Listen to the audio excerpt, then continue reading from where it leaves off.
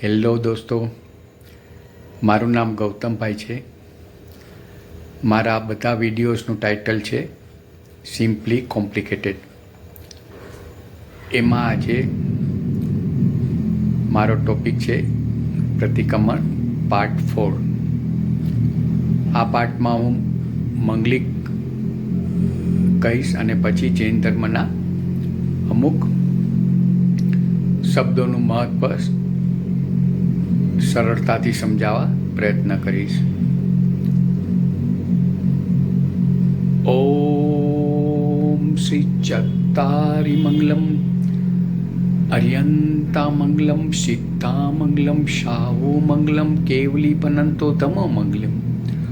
ઓમ શ્રી ચત્તારી લઘુતમા સિદ્ધા લઘુતમા શાહુ લઘુતમા કેવલી પનંતો ધમો લઘુતમા. ઓમ શ્રી ચત્તારી શરણમ અર્યંતા શરણમ સિદ્ધા શરણમ શાહુ શરણમ કેવલી પનંતો ધમો શરણમ.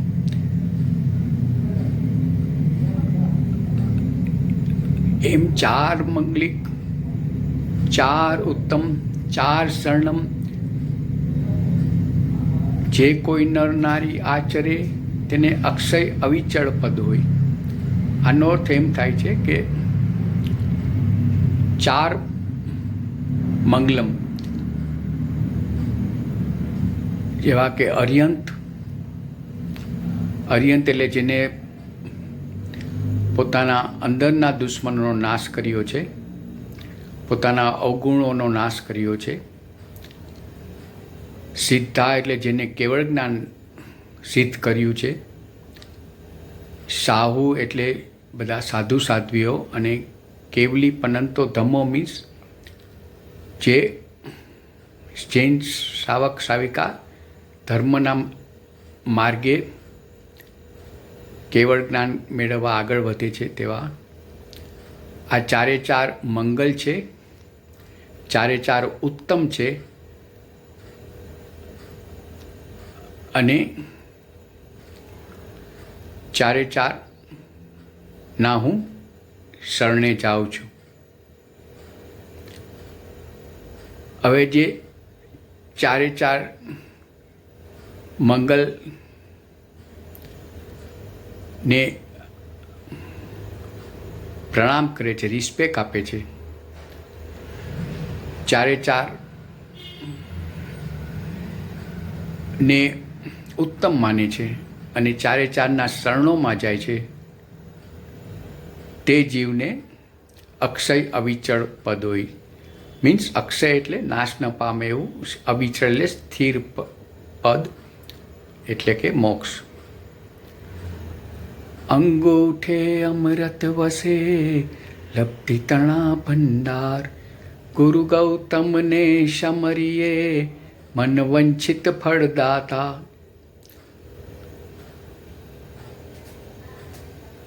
આમાં અંગૂઠે અમૃત વસે એટલે જેના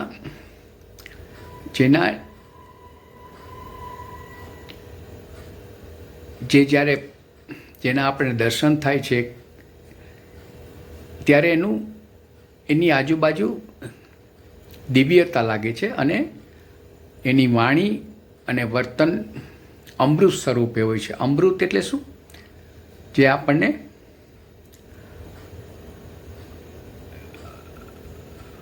અનંત ગણી માનસિક શાંતિ આપે છે. એને અમૃત કહેવામાં આવે છે. તો જેના વાણીને વર્તનમાં અમૃત વસે છે એવા ગુરુ ગૌતમને સમરીએ. અહીંયા આપણે ગૌતમનું કેમ નામ આપવામાં આવ્યું છે? કારણ કે ગૌતમ સ્વામી એ મહાવીર સ્વામીના પેટ સ્ટુડન્ટ હતા અને ગૌતમ સ્વામી એકેય વસ્તુ સમજ્યા વગર માની ન લેતા, અને એને મેક્સિમમ ક્વેશ્ચન મહાવીર સ્વામીને કર્યા છે. એટલે અહીં ગૌતમ સ્વામીને મહત્ત્વ આપવામાં આવ્યું છે કે જે કાંઈ વસ્તુ કરો તમે સમજીને કરો. એવા ગુરુ ગૌતમને જ્યારે આપણે વંદન કરીએ છીએ કે યાદ કરીએ છીએ ત્યારે તમારી મનની ઈચ્છા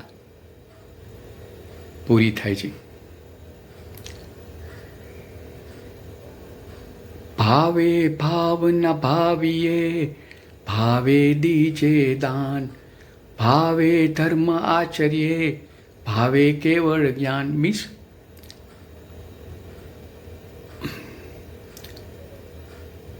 ભાવે ભાવના ભાવીએ મીન્સ તમારી ભાવના, તમારું એટીટ્યુડ, તમારી અંદરની બધી વિચારો છે તે બધા સારા ભાવના હોવા જોઈએ. તમારે ભલે તમે કાંઈક ખોટું કરી બેસો કે અયોગ્ય કરી બેસો, પણ તમારી ભાવના ઉત્તમ હોવી જોઈએ. અને તમે જે કાંઈ દાન કરો, ભાવે દીજે દાન મીન્સ તમારી એમાં ભાવના સારી હોવી જોઈએ. એમાં કાંઈ તમારે બદલાની આશા ન હોવી જોઈએ. ભાવે ધર્મ આચર્ય, કોઈ પણ ધર્મના નામે કોઈ પણ કામ કરો ત્યારે પણ ભાવના સારી હોવી જોઈએ. ને ભાવે કેવળ જ્ઞાન મીન્સ જ્યારે તમારી ભાવના સારી હશે તો તમને કેવળ જ્ઞાન મીન્સ ફક્ત જ્ઞાન મળશે. અને કેવળ જ્ઞાન જ તમને મોક્ષ તરફ લઈ જશે, એટલે કે આનંદ તરફ કે હેપીનેસ તરફ લઈ જશે.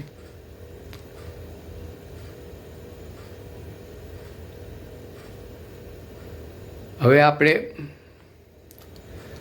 જૈન ધર્મના અમુક શબ્દો અને અમુક સિદ્ધાંતો વિશે હું બોલીશ. પહેલાં આપણે જેના મેઇન 3 જૈન ધર્મના સિદ્ધાંત છે એ પહેલું છે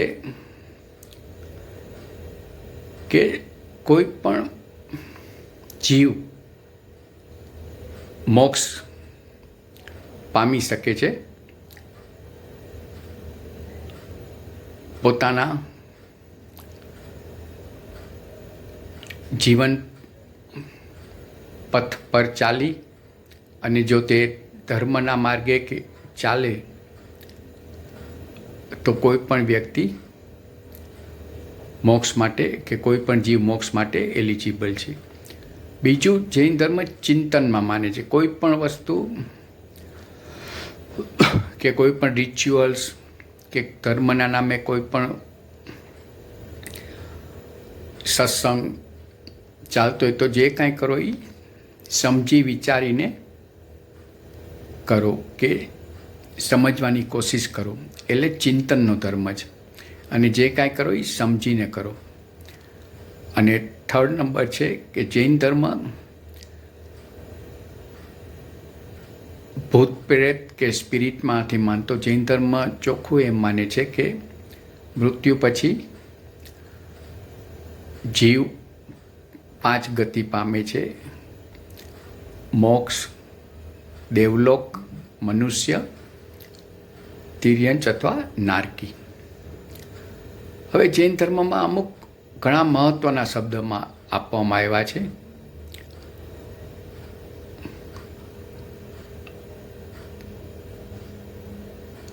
જૈન એટલે શું? પહેલાં તો જૈન એટલે જે પોતાના અવગુણો ઉપર જીત મેળવવા ટ્રાય કરે છે, અથવા તો જેને અવગુણ અમુક જીતી લીધા છે એ જૈન છે. બીજું, જૈન ધર્મમાં મોક્ષ શબ્દ છે. મોક્ષ એટલે અનંત પાવર, અનંત આનંદ અને અનંત કરુણાની સ્થિતિ.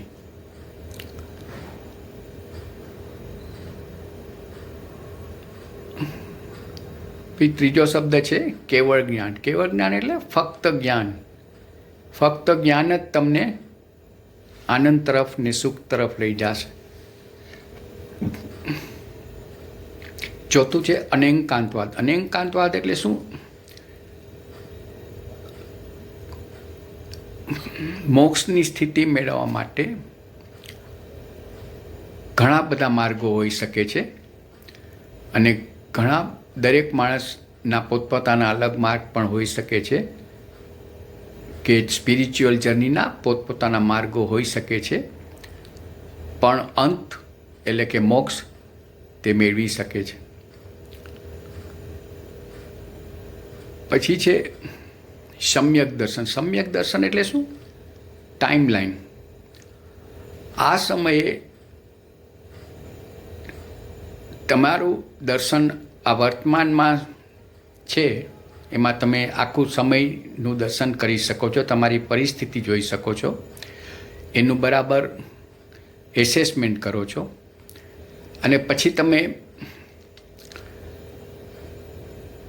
વિચારો કે આ સ્ટેપ લઈશું તો મારું ભવિષ્યનો સમય આ હશે, અને ભૂતકાળનો એક સમય હતો એના ઉપરથી મેં અમુક સ્ટેપ લીધા તો મારો આ વર્તમાનનો સમય છે. એટલે આ આખું સમ્યક દર્શનનો અર્થ છે, મીન્સ ટાઈમ લાઈન, કે આ સમયમાં મારે કયું સ્ટેપ લેવું કે મારો ભવિષ્યનો સમય બરાબર જાય, એનું નામ સમ્યક દર્શન છે. પછી છે આગમ. આગમ એટલે આગમવાણી. આગમ એટલે સાવચેત, કે નથી આપણે કહેતા અગમચેતી, કે તમે જે સ્ટેપ ભરો એમાં સાવચેતીથી ભરવાનું છે. તમારા પાથ ઉપર તમારે બરાબર વિચારીને કોઈ પણ વસ્તુ સાવચેતીથી કરવાની છે, કે અને વિચારવાનું છે કે આમાંથી કાંઈ પણ પ્રોબ્લેમ થાય એને કેવી રીતે પ્રિવેન્ટ કરવાના છે, અને ભવિષ્યમાં પ્રોબ્લેમ આવે તો એના શું ઉપાય, કે ભવિષ્યમાં કોઈ ચેલેન્જ આવે તો ક્યાં તમારે મેન્ટલી અને ફિઝિકલી પ્રિપેર રહેવાનું છે. તો આગમચેતી છે. હવે શબ્દ આવે છે નય, નિક્ષેપ ને પ્રમાણ. જે આગલા વિડીયોઝમાં મેં મેન્શન કર્યું, નય એટલે તમારે ઓબ્ઝર્વ કરવાનું છે. આપણે નથી કહેતા નયન એટલે આંખ, એટલે ઓબ્ઝર્વ કરવાનું છે. નિક્ષેપ એટલે ઇન્ટરવેન કરવાનું છે. એ પરિસ્થિતિમાં તમારે શું કરવું જોઈએ, ઇન્ટરવેન કરવાનું છે. અને પછી પ્રમાણ છે, એ રિઝલ્ટ્સ જોવાનું છે. અને પછી રિઝલ્ટ્સ માટે વિચારવાનું છે કે રિઝલ્ટ્સ અગર સક્સેસફુલ છે તો એને કયા કારણોસર સક્સેસ મળ્યો અને હવે મેન્ટેન કેવી રીતે કરવાનું છે. અને ધારો કે આપણી ઈચ્છા પ્રમાણે ન થયું તો પાછું નય, નિક્ષેપને પ્રમાણ કરવાનું છે કે શું કામે આ પરિસ્થિતિ આવી, અને શાંતિથી વિચારવાનું છે. જે આપણે પહેલાં પહેલાં આપણે અંતર ધ્યાન અને ધર્મ ધ્યાન, રુદ્ર ધ્યાન અને શુક્લ ધ્યાનમાં વાત કરી એ પ્રમાણે શાંતિથી એસેસ કરવાની છે પરિસ્થિતિ, અને ફરી પાછું ઇન્ટરવેન કરવાનું છે. આ આપણા 3 મહત્ત્વના શબ્દ છે જૈન ધર્મમાં: નય, નિક્ષેપ અને પ્રમાણ. Thank you.